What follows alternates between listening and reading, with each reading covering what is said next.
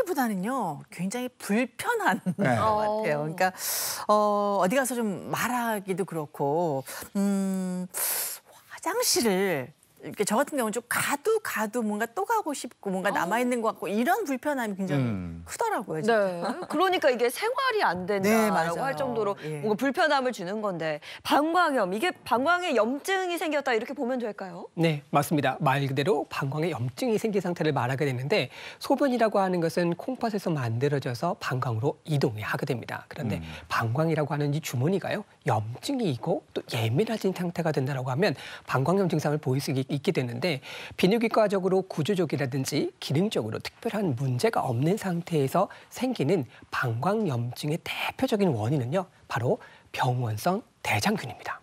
병원성 대장균이 가장 큰 원인이다. 이러면 이게 감염병인 건가요? 네, 그럼요. 감염병입니다.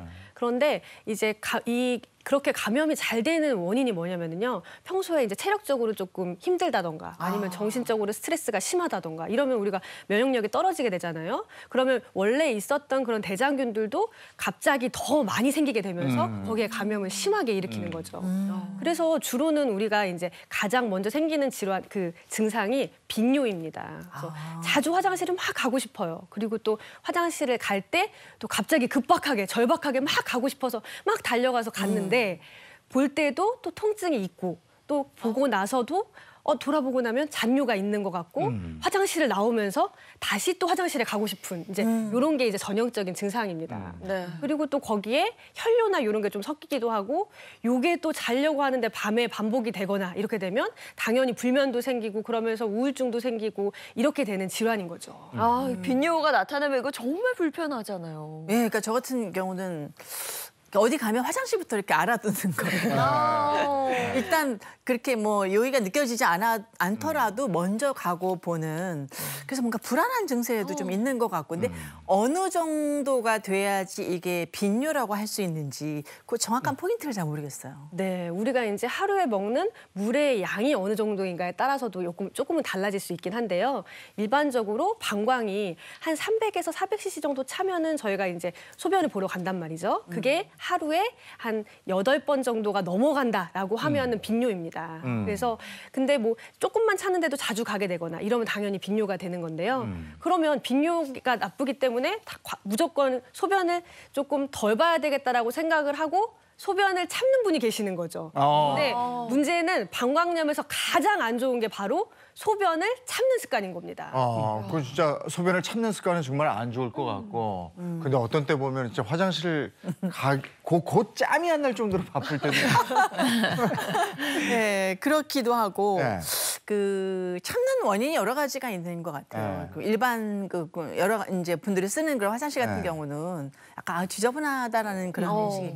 저는 이렇게 휴게소 같은데 화장실 가면 변기 뚜껑을 열게 되게 무서워요. 뭔지 알아요. 그 마음. 네. 네네. 전 사람이 처리를 좀 안 하고 간 거 아닌가 뭐 이런 거라든가 너무 많은 대중들이 이용하고 있기 때문에 혹시 뭐가 진짜 이렇게 전염되는 경우도 있지 않나 이런 생각도 드는데 그래서 보통은 이제 저도 운전하다가 집에 가서 가야지. 맞아요. 그럼 차 세우고 집에까지 가는 동안 진짜 절박해요. 그러니까 참는구나. 많이 해보셨어요? 습관되는 거죠. 점점 그냥 집에 가야겠다 생각하면서. 맞습니다. 그렇게 소변을 참는 경우가 많으신데요. 이렇게 소변을 참는 것은 정말 좋지 않죠. 특히 소변을 오랫동안 참게 되면 세균이요. 이 방광에서 점점점 번식이 좀 될 수 있습니다.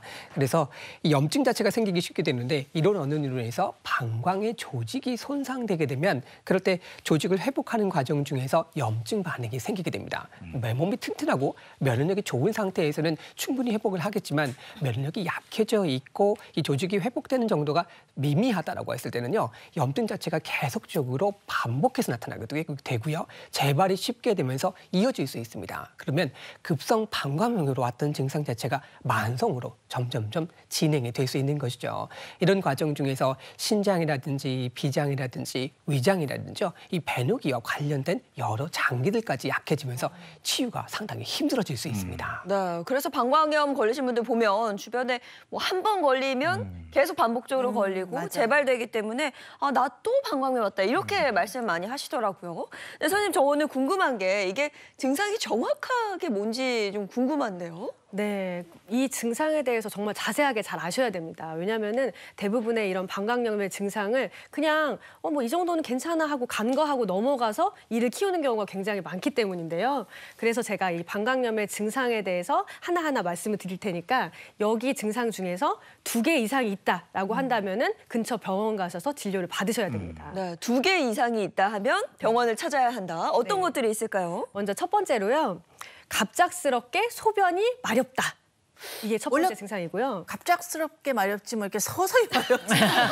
굉장히 급박하게 마렵습니다. 갑자기, 절박하게 한순간에. 갑자기 절박하게 타는 듯한 느낌이 들면서 갑자기 확 마렵습니다. 네. 그리고 두 번째는 소변의 양은 적지만 소변이 자주 마렵다. 적은 양을 자주 하는 거죠.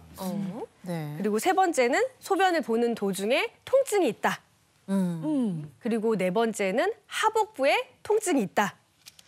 그리고 다섯 번째는 야간에, 밤에 특히 소변이 너무 마렵다. 제 얘기 다 하시는 것 같습니다. 아니 이게 밤에 이렇게 소변 마려우면 정말 불편해요. 네. 잠의 질이 확 떨어지게 되고 뭔가 이렇게 불안하게 되고 이렇게 자도 꿈에 계속 이렇게 막 화장실 가는 꿈도 꾸게 되고 이게 네. 나이 먹을수록 이게 정말 심해지더라고요. 네, 맞습니다. 그리고 또 여섯 번째를 보면은요, 소변에 피가 섞여 나온다. 그리고 또 소변이 탁하다.